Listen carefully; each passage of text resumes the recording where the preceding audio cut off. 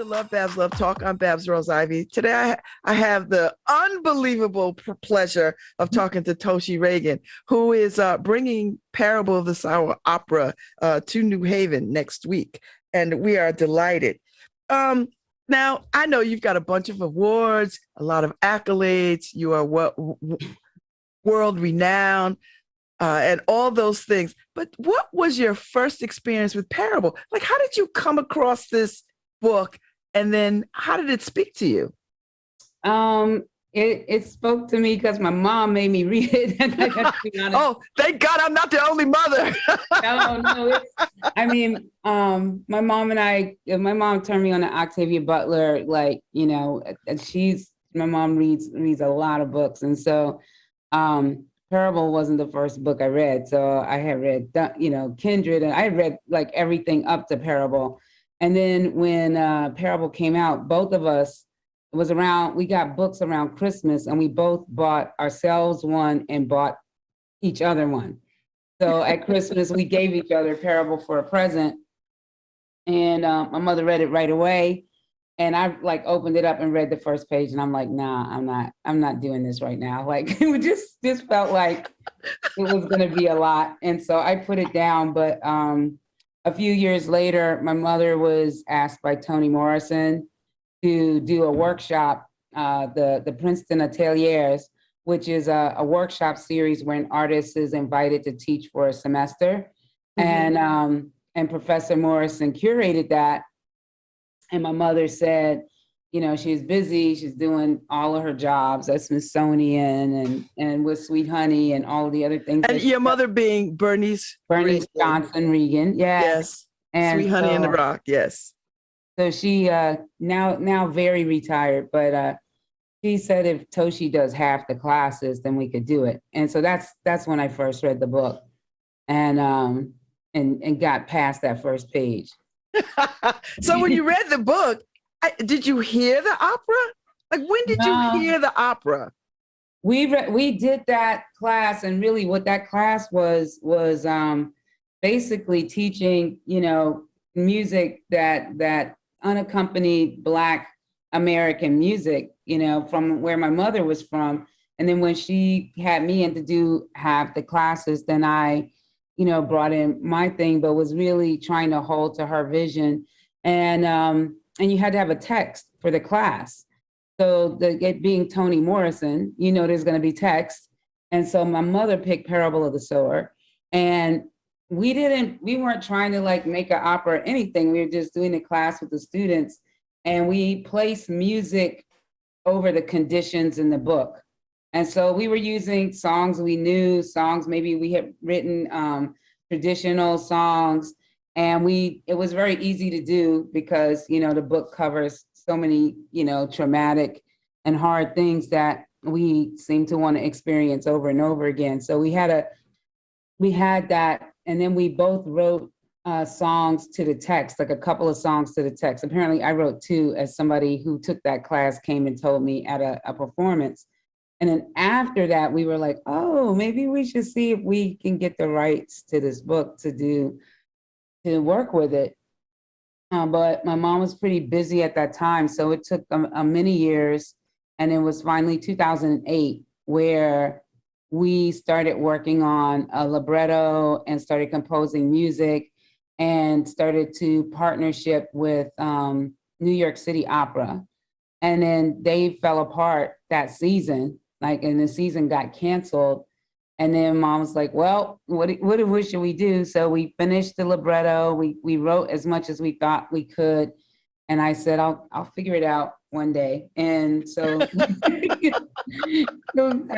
what happened. I figured it out one day. And with a lot of really good collaborations, a lot of people, especially at the Public Theater, where I had been doing a lot of performances at Joe's Pub and had started to get into more of a theatrical side of my career. That was really amazing because Shanta Thake, who is now at Lincoln Center, and Mayen Wong, who the two of them, they heard me sing 3 of the songs at a Under the Radar, which is a big theater festival that the public does, from Parable, and they just ran up to me afterwards and was like, "What are those songs? Like, what are they from? What is it?"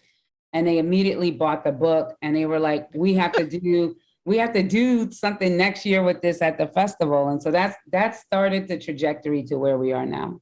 So you really cannot shake Parable. Do you feel some responsibility or some ownership to it? Like, does it feel like, I don't know, your child? Does it feel like you put this in the world and now you have to sort of cultivate it and see it through a little bit?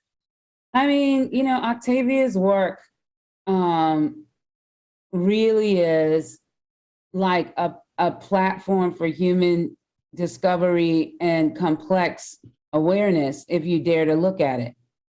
And all of our work is like that. I mean, it doesn't have to be Parable of the Sower. It's, all of it is like, giving us an opportunity to really see who we are.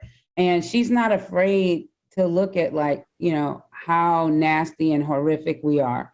And she, in a lot of her work, she's being so multidimensional, or she's formulating a relationship to a galaxy of possibilities.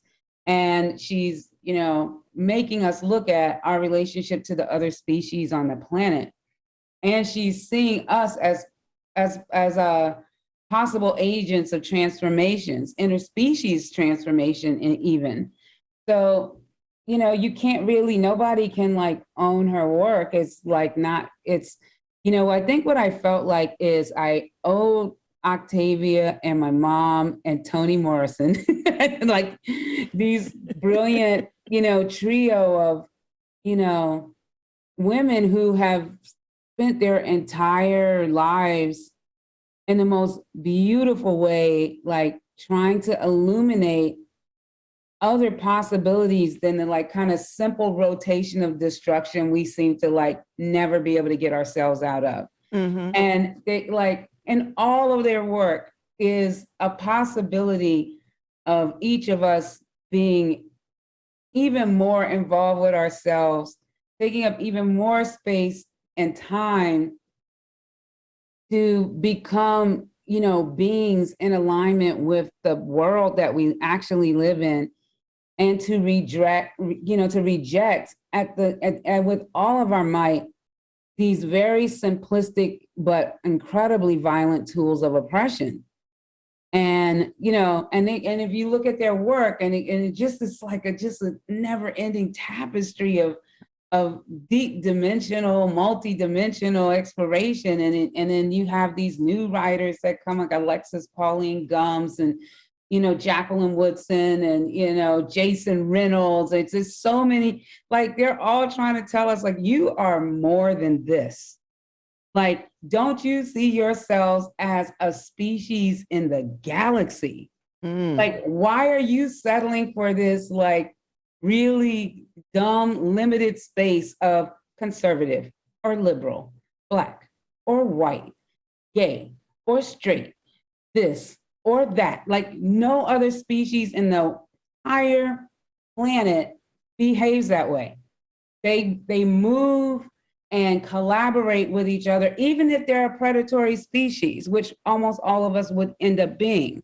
And they don't destroy the things that they need to live.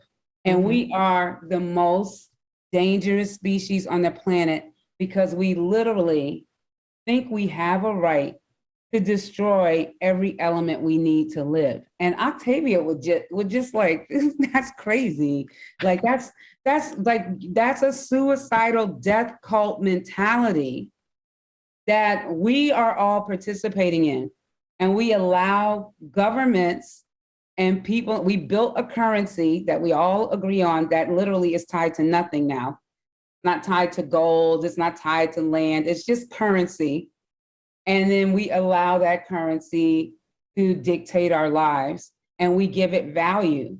And so I think like currency could be anything. Yes.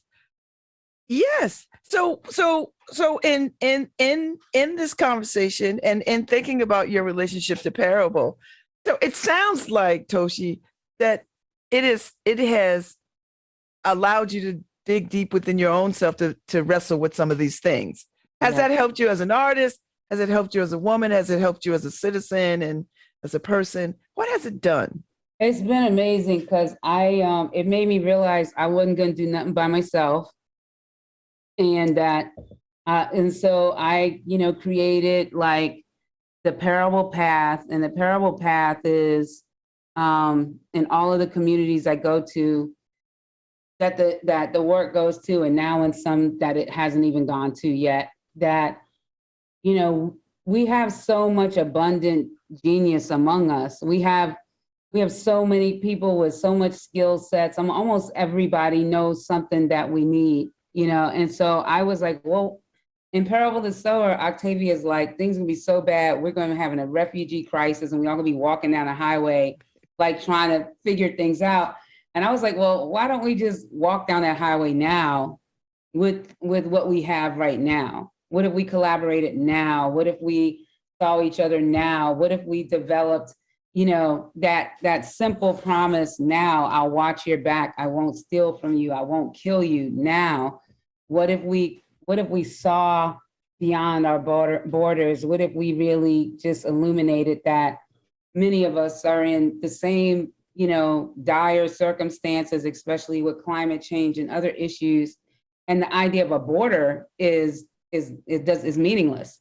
Like, here's land, basically, and it's all being affected by particular sets of administration. So what if we joined hands in these ways and collaborated? And that gets me on, campuses, because a lot of times the show is presented by I saw it in Fairfield at the Quick Center. there you go. So it gets me involved with a lot of talented students and very knowledgeable faculty. We do all kinds of things. I'm going to be doing some of this in New Haven. You see that I had the really powerful One City, One Read of Yes. over 50 organizations, individuals, and libraries, everybody reading that book. So, but more than reading that book, whether you read the book or not, the things in the book are relevant to all of us. So, yeah. I am struck by how this book was written in 93. Yeah. And it's so, when I read it in those days, I thought it was so spot on. Yeah. And now that I'm in 2022, I'm like, holy cow, she was really talking about right now. Yeah. I mean, did you think it was going to happen though? You know what I thought, Toshi? I thought it was the foundations of happening. Do you know what I mean? Like because when she talks about the big box stores, when she talks about, people worked for places where they would shower and shop, like almost like sharecroppers. You know how sharecroppers and indentured. I felt like that. So when I started thinking about like the Walmarts and the Targets and the boxes of the world, and then when I paid attention to, Walmart wants to add a medical clinic, and I just started it just started to well up in me that this sounds very familiar. Yeah. I thought, oh my God, I think we are in the parable of the sour moment. Yeah, we there. I mean, we definitely there. And, I when I read it, I was like, nah, that can't happen. And then even in 2017, just to think how much things have changed. And we did our first workshop in January 2015. We debuted in November of 2017 in Abu Dhabi. And we had our U.S. debut in Chapel Hill, North Carolina, Carolina Performing Arts. And even when we did that, like you could see some eroding, but I was like, but how do you get to like Robledo with the wall around? Right. Nobody has no cars, no domesticated animals, no this, no that. Like, how does it escalate in these 5 years to be so like, so bad? And I just couldn't figure it out. And then when the pandemic happened, I was like, oh, this is how it happens. I was like, oh, like, like this is how it happens. And it's really the kind of when the days of the world can really seem that they have such a hold around your neck, because no matter what, majority of people respect the concept of that there is a they that is either more powerful than them and will take care of them or will exploit them. And, and I think what Octavia is trying to tell us is that, the relationships that we can formulate with each other need to be the most important relationships. They need to be the relationships that we feed, that we need to invest in the intimacy of those relationships and kind of like, give each other a break. Like, if you need your neighbor to be a perfect person, like to align with you on some basic things like water, like air to breathe, like, like not murdering each other, like, collective responsibility for the infrastructure of where you live, like it's never going to happen. If you can function on those very worthy things, and then also take your alignment to the next level of, infrastructure that might be city council, or where the social, where you pay your taxes for social services, and you make that like a job. Like, the job is to make sure that the water runs. The job is to make sure that when there's a fire department comes. The job is to make sure what is the best way to deal with our trash and our things and our waste. The job is to make sure that there is actually not a they that is doing that. The job needs to make sure that, wellness, which I would love to include, the idea of, I'm just going to go quote unquote, policing with wellness and care of community. The job is to make sure that that is what is happening. And that to think that there is a they, like people who are already elected, people who are already very, very wealthy, who will be invested in you, is to break up with a bad relationship. Like, just break up, because you have centuries and centuries to know that people who have the most money are usually the most selfish. That's why they have the most money. They're not the most generous people. They give away enough. If they're mindful to give away, it almost never changes their balance. Like, so, you give away $1 billion and then you're still a billionaire. Like, you give away, it doesn't change anything. And people who are politicians in our country anyway are not concerned with governing. They're concerned with their own position and power and wealth. And a system that is based on white supremacy will never be inclusive of all people. So these, just break up with the idea that that is something for you until you start to see reflections of yourself in those places, and until you start to see transformation in governing, which absolutely has to happen for survival of people and all of the species on the planet. So I think Octavia is just, when you go through that whole spectrum of parable, you see her, Lauren Alamina, and Parable of the Talents has now survived everything that happened in Robodeau, and being like getting her child stolen and being enslaved for 1.5 years. She survives that, and she still creates Earthseed, and she still gets a spaceship, and she still sends people to the moon, and she's done sued the president and the government that stole her children, and all of the organizations, the ultra far right Christian organizations that did this and that. And she becomes a person in a position of power on a national and international level. And I'm always curious to see what would have been the expansion if Octavia had finished that third book, from that place onward. But anything is possible. So when you think about all this, Toshi, when you think about from 2017 to 2022 and beyond, do you think that you add more to the parable opera? Do you write more songs? Like as it ebb and flows, do you ebb and flow with it? Do you Yeah, Add a song, take a song, like, oh, now this suits this time. Let me do this. Let me add this. I mean, do you do that kind of I work with this mean, piece?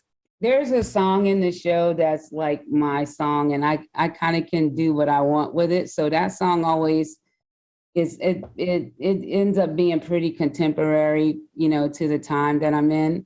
I mean, it's as we moved along, it's been funny. I mean, I used to have a line in a song, and it would be like way back there, way back then, 2015 in Brooklyn, and now I just like, we were together in Brooklyn. Like the time is like gone so much. Everything is, the next line, and the police got crazy and the rents got high. We shouldn't have watched from a distance because that was our life.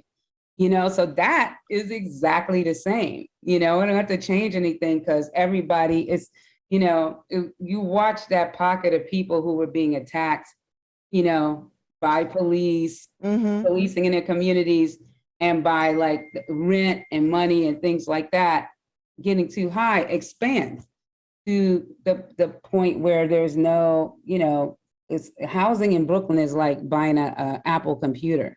It's like it's the same price. It doesn't matter what the neighborhood is.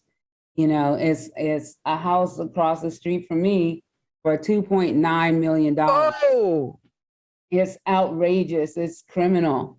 so that already tells you who can't buy that house. That already tells you tells who you. can't buy that house. I live in Crown Heights. I mean, Crown Heights is like all kinds of, Black folks from everywhere in Crown Heights, especially the Caribbean. And these people came up in here and they own their houses, and their families, were raised here. And then at some point, they pass away, or the kids decide they don't want the property, or they sold it at some point along the way.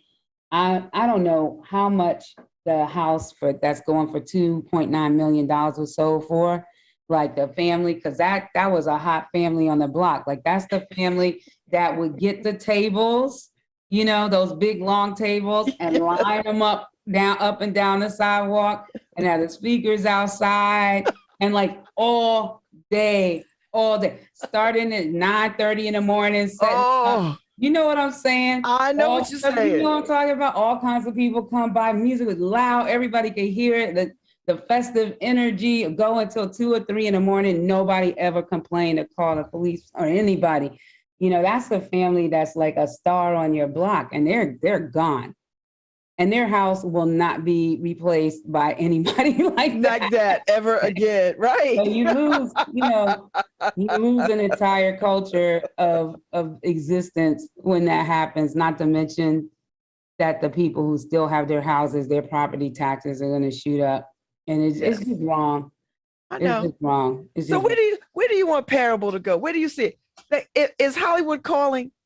Do you want to see it become a film or something, or what? Yeah, I mean, it won't be on me. I mean, Octavia done blown up. Like, I was talking to Mary Lee, who's, really amazing guardian of Octavia's work since she passed away. And we were laughing. She's like, remember when it was just you? Like there was nothing else going on, and it was just me. And it was just like, I could get her on the phone anytime. And now she's like, okay, I'm gonna get back to you. She's awesome. But there's a Parable movie coming out. I mean, I think all of her books eventually got swooped up to be made into something, a TV series or a movie. And I think some of them that's really gonna happen. Like I think in the next year or so, hopefully y'all will start to see Octavia on the small and big screen. But the last time I heard Octavia talk, she said her books, have been optioned, all of them, over and over again, and they return back to her. So we're the first people to get her off of the page. Is this little hard-working opera, and I shouldn't say little, it's a lot of people in the show, but this hard-working opera is we the first group to get her off the page, and really, really proud of that. And so we're going to continue.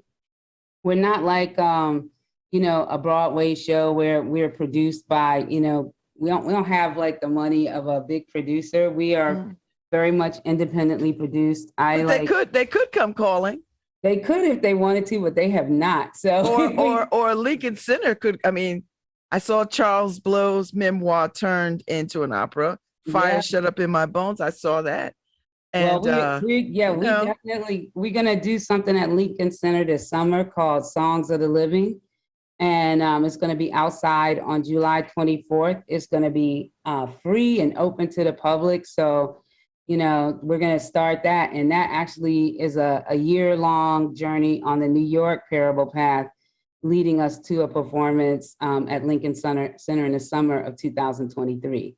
So that will definitely happen. that sounds amazing. So, Yeah. Toshi, before I let you go, talk to me about your life as an artist right now. How does it feel? And is it as close to the dream as you imagined for yourself when you decided to be an artist? Because I think So, I mean, I don't know what I was thinking when I was 17. I mean, I just, my mother, I thought I was going to be a football player. So we need to get that established first. I was like, I'm going to be the first woman in the NFL, and I had a sports injury and it was misdiagnosed for a long time. So the end result of that is I've had multiple surgeries and I'm not able to run from the age of 12. So my football dreams were crushed. And when I found out that, I just looked at my mom and said, well, I'll just be a musician. And so my mom was driving me in the car and she said, okay, if you want to be a musician, she was like, learn to be a producer and don't stay off drugs. And she was like, if you become a drug addict, the drugs will be more important than anything else. She's like, no matter what you do, she's like, you could end up having hit records or anything, then they'll never be more important than your drugs. So eventually you're not going to make it. And then she said, if you become a producer, you don't have to wait for people to decide you're worthy of what you want to do. You can just do it yourself. So when I was a teenager, I went and I interned for a production company called Roadwork in DC. And I learned about like putting concerts together and booking and things like that. So most of my career, I have been an active producer in everything that I do. And that was mostly music based. And, I produced people's albums. I produced shows for myself. I produced these very big conceptual shows. I have a beautiful family of artists. I'm in a beautiful circle of artists. And I also, I also like feel that artists can do it. If there's going to be transformation, artists can do it. And so I invest heavily in not only myself, but in other artists. And then I also consider like there's an artist in everybody's spirit, even if they were like, I'm not a singer, I'm not this. I just see creativity everywhere. I'm like, well, can you cook a pot of beans? Like, let's put you on the stage and serve them. Like I just see it everywhere. I see my grandmother would never say she was an artist, but she was so creative and such a beautiful, independent entrepreneur. So I see that light everywhere. I'm now producing theater. I never thought I would produce theater. But we knew that, Parable had to happen.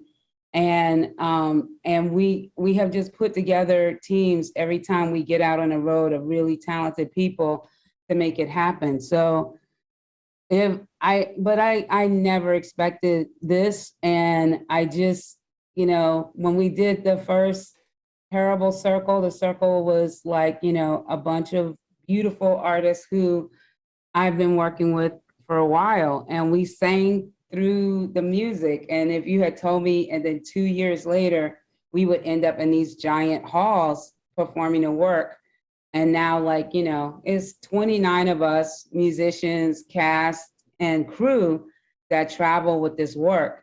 And we end up in the theater that's like the big theater inside of towns. And I sit in every one of them. Every single time I sit in every one of them, and I say thank you, and I feel the gratitude and the awesomeness of the spaces. I'll go walk all the way up the balconies, and I look down on our stage. It looks really tiny, and I take pictures, and I'm like, kind of speak to all of the dead people and say, we here, like we did it. And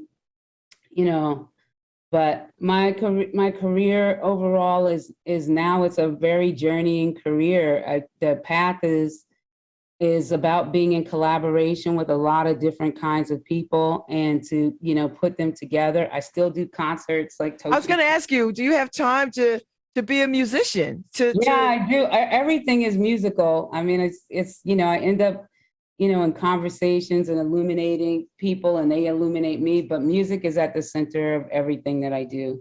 So, if I meet a scholar and I like something they wrote, I was like, let's make a little play out of this. And they'll be like, Toshi, this isn't music. I'm not a singer. I'm like, somebody else is saying, you just give me these words. Like, I every time I'm in a room with people, even though the world is terrible, I feel all right. And wow. the world is in such a terrible state. If I can just say to your listeners how brilliant and magnificent they are, and that if they can wake up every day and face the truth of their lives with some dignity and do the best they can, like really that best you can might be like, you know what, I woke up and I got the kids to school and I'm going back to bed. Like, sometimes that's what you got, and but that really matters. And that, the people around you, the people, even if it's one person that would be willing to sit in circle with you, that is the salvation of us all. There is no other something coming from, these forces up above coming to rescue or save or do any of that. We will be saving ourselves and saving our planet and, or existing on it in its transformative state, as the planet will dictate its own health and decide the path to that. And we will just be another species on it. Mm-hmm. So we, with respect, that really centers my everyday. I was going to ask you, how do you take care of yourself? Like, how do you take care of yourself? Because we're all, Black women are talking about self-care in ways that we've not talked about in a very long time, ever. And more women, more Black women are trying to figure out how to find that sweet spot of peace and rest and joy and all those things up against all the other stuff. What do you do? What's your plan? I do think about my grandmother, my mother, and June Jordan. They wrote this song about my grandmother. And it's like, washing the clothes to send you to college, staying home so you can feel safe. And I think that the America is created on the sacrifice and the humanization of Black people, of Indigenous people.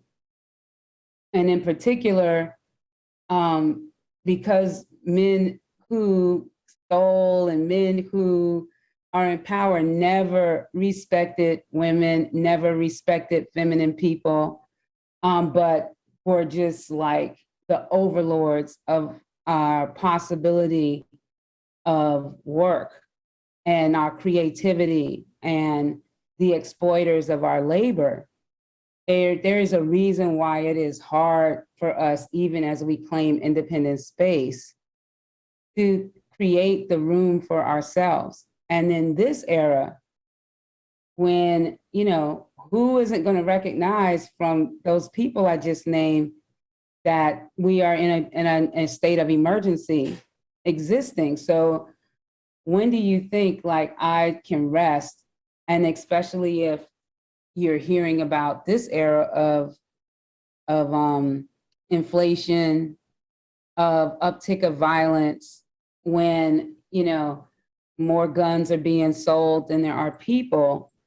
There's a reason why it's hard. And I really want everybody to know, like, if you are having a hard time figuring out how to decompress, like this is not an environment of decompressing, like this is an environment that's like, wait, did you sleep 2 hours? Get up again. Did you do something today? Get up again. But there's a wonderful part of Parable that I've always loved. And they've been on the road for a very long time. And they have been tracking this fire. And it's a whole, it's a mishmash of people, right? So you got 3 sharers, no, maybe 4. When you think about the kids, there's 4 sharers, but 3 adult sharers. You got, some people that have been traveling together for 300 or something miles. You got some people that jumped in. Everybody done had people die. Everybody done had things done to them. Everybody has like, and the fire is like coming up the hill behind them. And there's this point where Lauren makes the decision that they should rest. And Grayson, who is the newest member of the group and who is, escaped from slavery and is a little edgy. And Grayson's like, we can't rest. We gotta go, And Lauren's like, and Lauren's basically like, I don't know if Octavia was writing this as like, Lauren is thinking like, we might die in the fire, right? Like, there is nothing that assures our possibility. Like we might die in the fire. So she's like, we're gonna rest. So they stop and they drink water. They like, I have a little fight about stopping. They like take some time to get themselves together. And then when that fire really is starting to come up on them, they have a system. They clump up, they make these decisions. We're going to put the babies inside of a cart. We're going to do this with a stroller. We're going to do that. They wrap up. They go like that. The animals are running past them. The fire is hitting them on the head. They're the little chars and burning, and they just go through the fire. And they come out the other side. And when they come out the other side, it's not necessarily like, woohoo, we made it. It's like they come out the other side in exactly the place they were before. They're still on the road. They're still trying to get to Bancole's land. And, we could talk about what happens there. But I think the point of that story is you have to have a process. Even when terrible things happen to them and they're exhausted, there's another part where they had this huge fight. I think somebody dies. They have to find a place to rest. They take an hour. They don't just run to the first place they can go. They're like, we have a process of how we find places we think we will be safe, and we will do it every single time, no matter what. And so they might have to walk longer to find it, but they're not going to just drop down someplace and not be in their process. So my suggestion is that people find their process. What is the thing that is accessible to you that you will do, almost no matter what? And it doesn't have to be associated with a time, but, and maybe it'll start off really small and then expand. Be kind to yourself, but have a process. Because Octavia is very clear, like when she says, God has changed, it's the relationships and the skill sets. Don't have to be great at everything, just whatever your particular genius is. Because, for most of those people, their skill set was that they could walk. So there's a whole bunch of us, including myself, like Octavia's journey doesn't apply to. But you know what I'm saying? Because I've had all these surgeries and I will be doing something else. I don't know what it would be. So the idea is to gain access to the process that that works for you, and to implement it as a place to hold or project yourself, and then obviously be open to change when it's needed. I so enjoyed this conversation, Ms. Reagon. Thank you. And it was longer than 20 minutes. I know it was. Well, I like talking to you. They told me, they were like, please do this interview. You don't understand. She's amazing. She's like, and I was like, okay. So here we are. I'm really grateful, though. I enjoyed this conversation. I did too. What are you listening to at the moment? Who's in your, I don't know. What do people listen? What are you streaming? What are you listening to when you I don't music? stream anything. I buy once a month.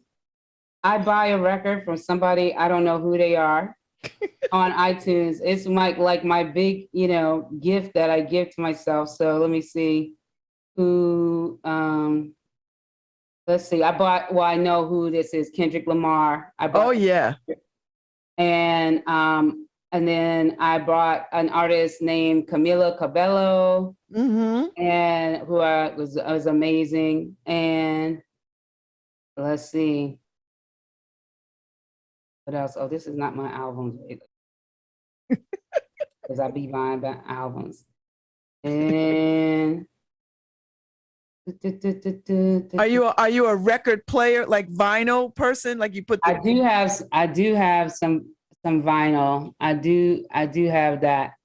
Let's see. I bought a record by this group called the Marias, Nati Natasha, this DJ Fatima Yamaha. Yeah, I don't know, but I listen to all kinds of things. I'm listening to a lot of Angelique Kidjo right now. Yeah. And my pal, Jonas Policewoman, who I really like. I love Coffee, the reggae artist that came out like a couple of years ago and just like took over everything. And this Kendrick Lamar record is fire. I just am like, he is a very interesting, prolific artist. I think he speaks to his generation very clearly. Yeah, I love Laura Mvula and one of my pals, Aruj Aftab, who I've been working with a lot over the years in collaboration with. I'm pretty eclectic. I love the DJ Black Coffee. Now, do you have a chance to go to concerts? Like, can you just pop in someplace and catch somebody? I would, except for this COVID era. I have been very conservative. Oh yeah, I've been picking my spots, and then I just throw 2 masks on myself. I tried to buy like tickets to an event my friend was doing. I bought 2 seats. Like I bought the aisle seat and a seat next to me. So nobody will sit next to you. I don't want anybody sitting next to me because when y'all come out with terrible, like y'all be masked up and really take care. Don't come to the show if you got any symptoms or anything. It's deep. I know more people with COVID now than at the beginning. Yeah, I think you're absolutely right. And we are hardest hit by it. And we have to do what we can. I so enjoyed this conversation, Toshi Reagon. I will see you because I think you're here tomorrow in conversation with some folks, Sean McAllister and the Arts and Ideas folks. So you'll be in conversation with them at I think the Creative Arts Workshop. So I will see you there. I will come up and introduce myself. Awesome. And, so I'll see you. But I've enjoyed this conversation. This is going to air Monday on my show. So. Great. Do y'all want me to send you some music? Feel free. Patrick said I told Patrick yes. So my producer Harry can put it in the show. Okay. All right. I'm gonna send a link of we have some songs from the show that you can play. I tell you, my favorite song is that when the young sister sings when she sings "Where Is My Father." We don't have that one. Oh, it's gone. Because girl, I still hear that song in my whole self. We recorded it. The record's coming out soon, but we have another song that she sings. I know my mother wrote that song. When she wrote it, I was in the studio with her and she started singing it. I was just like, and I didn't even have a good father, but I heard that song and I was like, whoa, it just, I still hear it, Toshi. I still hear it in my spirit. I was like, oh my God.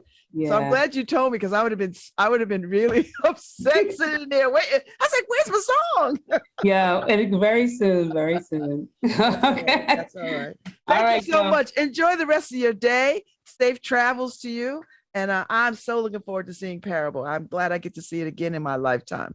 Right on. Take care. Thank you. Thank you, my dear. Have a good one. Bye. All right, Harry Jones. It's a wrap. All signing out. And thank you all for listening. I so enjoyed that conversation. She is a treasure, an American treasure.